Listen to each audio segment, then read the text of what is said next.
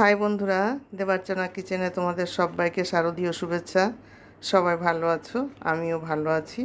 আজকে তোমাদের জন্য যে রেসিপিটা দেখতে পাচ্ছ, এই রেসিপিটা হলো চিকেন পিসপাস।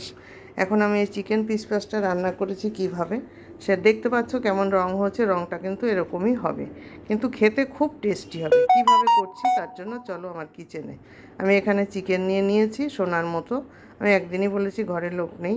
এর মধ্যে আমি একটু লবণ দিলাম, আর দিয়ে দিলাম একটু গোলমরিচের গুঁড়ো, আর দিয়ে দিচ্ছি একটু ভিনিগার পরিমাণ মতো। যেহেতু মাংস কম, ভিনিগারটাও সেই মতো হবে। তোমরা এর পরিবর্তে পাতিলেবুর রসও ব্যবহার করতে পারো, কিন্তু আমি পাতিলেবু ছিল না, আমি ভিনিগারটাই দিলাম। এটাকে ভালো করে আমি এখন মাখিয়ে নেব সুন্দর করে।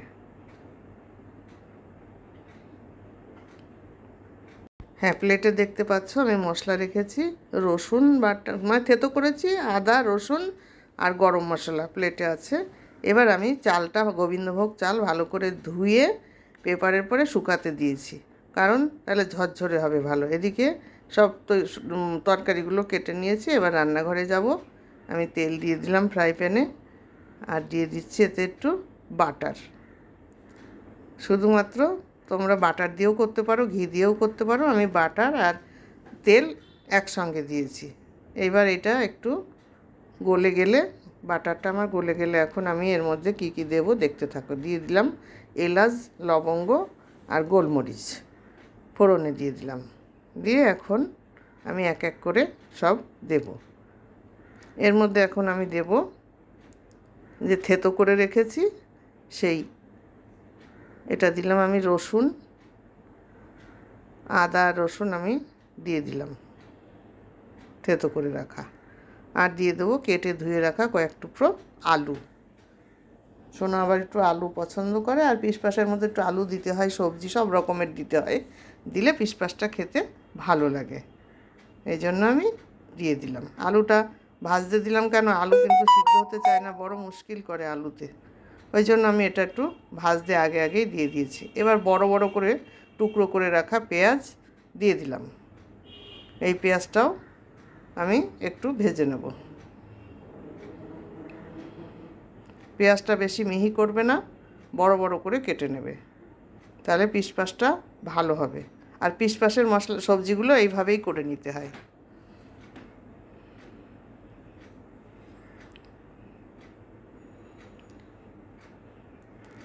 আমার মোটামুটি একটা ভাজা হয়ে এসছে। এখন আমি এর মধ্যে দিয়ে দেবো সেই ম্যারিনেট করা চিকেনটা। এটা ধরো প্রায় আধা ঘন্টার একটু বেশি টাইম আমি ম্যারিনেট করে রেখে দিয়েছিলাম। চিকেনটা দিয়েও নাড়াচাড়া করতে হবে, নইলে চিকেনের একটা বিশ্রী গন্ধ আসবে। সেই জন্য এবার এটাকেও নাড়াচাড়া করব, যাতে ওই কাঁচা বাজে গন্ধটা চলে যায়। তাহলে তো একদম সোনা নাক ছিটকাবে, খাবেই না। এবার আমি একটু ঢেকে দেব। ঢাকনাটা খুলে দিয়েছি। এখন দিয়ে দিলাম একটু ওই লঙ্কা বাটার জল দিয়ে দিলাম। অল্প একটু লঙ্কা বাটা জলের মধ্যে দিয়ে দিলাম। একটু জল জল হলে কষাতে ভালো হয়। আবার আমি আর একটুখানি ঢেকে দেব। আবার কিছুক্ষণ পরে আবার ঢাকনাটা নামিয়ে দিচ্ছি। দেখো, এই জলটা দিয়ে মাংসর জল বেরিয়েছে সব একসাথে। মাংসটা প্রায় সিদ্ধ হয়ে এসছে, কিন্তু এই সিদ্ধতেই সিদ্ধ না, চালের সঙ্গে সিদ্ধ হবে আরও ভালো করে। এখন আমি এর মধ্যে কেটে রাখা সবজিগুলো দিয়ে দিচ্ছি। এখানে আছে বিনস, গাজর, ক্যাপসিকাম আর মটরশুঁটি আর ফুলকপি,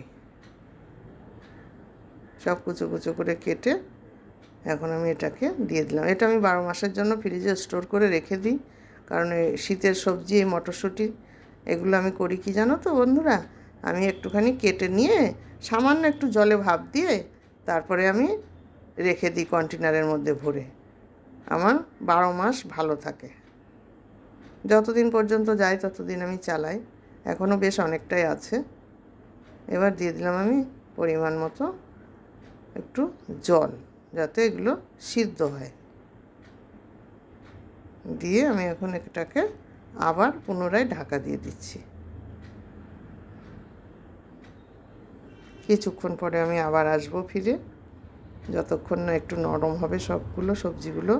আলুগুলোও সিদ্ধ হওয়ার দরকার আছে, তার জন্য একটু টাইমটা বেশি দেব। সেই সময় পর্যন্ত আমাদের অপেক্ষা করতেই হবে। তারপরে আমি আবার ফিরে আসব, এসে ঢাকনা খুলে তোমাদেরকে দেখাবো। বন্ধুরা, আমি যেভাবে ফিশপাস রান্না করছি তোমরা কেমনভাবে রান্না করো কমেন্টস করে আমাকে জানাবে। আর আমার ফিশপাস রান্নাটা যদি তোমাদের ভালো লেগে থাকে তাহলে তোমরা আমাকে লাইক শেয়ার কমেন্টস করবে। আর যারা যারা এখনও সাবস্ক্রাইব করোনি তারা সাবস্ক্রাইব করবে আর বেল আইকনটা বাজিয়ে দেবে, তাহলে আমার সমস্ত নোটিফিকেশানগুলো তোমাদের কাছে চলে যাবে সবার আগে।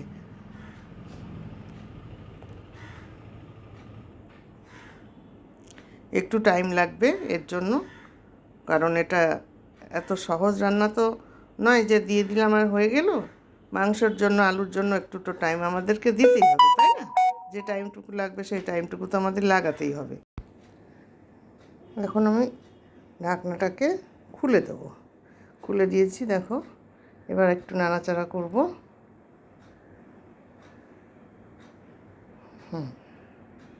একটু নাড়াচাড়া করে নিলাম। জলটাও বেশ এখনও অনেকটাই আছে।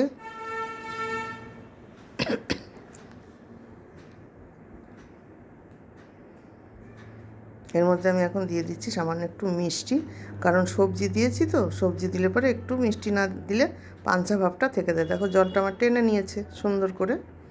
এখন আমি কি করব, যে ধুয়ে রাখা চালগুলো শুকিয়েছি ফ্যানের তলায় দিয়ে, সেই শুকানো চালগুলো এবার আমি এর সঙ্গে একটু নাড়াচাড়া করে ভেজে নেব।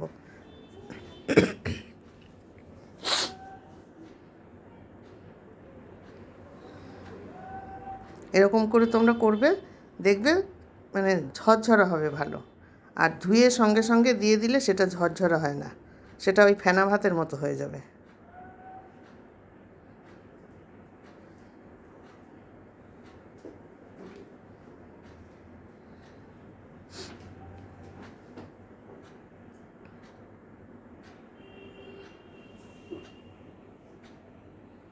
এবার আমি একটা পরিমাণ মতো ওই যে জল দিয়ে দিলাম এর মধ্যে। এমনভাবে দেবে যে চালটা ঠিক পরিমাণ বুঝে দেবে। আমি দেখো মেপে দেওয়া লাগে না, আমার রান্না করতে করতে মোটামুটি একটা আইডিয়া এসে গেছে তো, যার জন্য আমার মাপ লাগে না। আমি বুঝতে পারি এতে এইটুকু জল লাগবে আর সেইটুকুই ঠিকঠাক হয়ে যায়। এই জন্য আমি তোমাদের বলতে পারলাম না যে আমি 1 কাপ কি 2 কাপ দিয়েছি, বুঝেছো? রান্না করতে করতে আইডিয়া সবার তোমাদেরও এসে যাবে। আর এর মধ্যে দিয়ে দিচ্ছি আমি 1 প্যাকেট 10 টাকা দামের যে দুধ, সেই দুধ আমি 1 প্যাকেট এর সঙ্গে দিয়ে দিচ্ছি। টেস্টটা খুব সুন্দর হবে। আর এর রঙটা কিন্তু এরকমই হবে, এতে কোনো হলুদ দেওয়া যাবে না, এরকমই রঙ হবে। রান্নার পরে রঙটা আর একটু চেঞ্জ হবে। আবার ঢাকা দিয়ে দিলাম,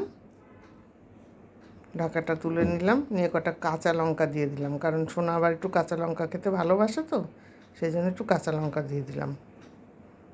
আর এর মধ্যে দিয়ে দিলাম পরিমাণ মতো লবণ, দিয়ে একটু নাড়াচাড়া করলাম। লবণ দিলাম, চালটা দিয়ে তো লবণ দেয়নি, ওই জন্য একটু লবণ দিলাম। লবণের পরিমাণটা ঠিকঠাক দিতে হবে, যে যার মতো যেমন লবণ খাও।